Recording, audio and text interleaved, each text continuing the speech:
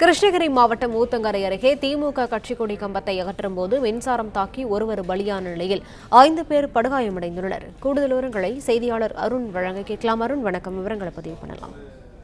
வணக்கம். கிருஷ்ணகிரி மாவட்டம் ஊத்தங்கரை அடுத்த மூன்றாம்பட்டி ஊராட்சிக்குட்பட்ட கெத்தநாயக்கம்பட்டியைச் சேர்ந்த ராமூர்த்தி. இவர் கெத்தநாயக்கம்பட்டியின் திமுக கிளை செயலாளராக பணியாற்றி வருகிறார்.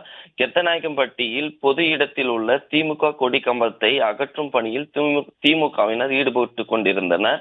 அப்பொழுது எதிர்பாராத விதமாக மின்சாரம் பாய்ந்ததில் கெத்தநாயக்கம்பட்டி கிளை செயலாளர் ராமூர்த்தி மற்றும் 5 பேர் படுகாயம் அடைந்தனர்.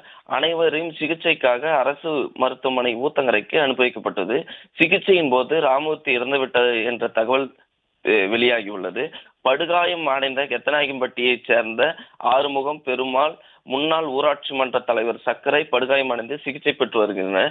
சம்பவ இடத்தை ஊத்தங்கரை திமுக ஒன்றிய செயலாளர் குமரேசன், நகர அவைத் தலைவர் தணிகை குமார் உள்ளிட்டோர் நேரில் சென்று பார்த்தனர். இந்த சம்பவம் குறித்து சிங்காரப்பேட்டை போலீசார் வழக்கு பதிவு செய்து விசாரித்து வருகின்றனர். விவரங்களுக்கு நன்றி, அருண்.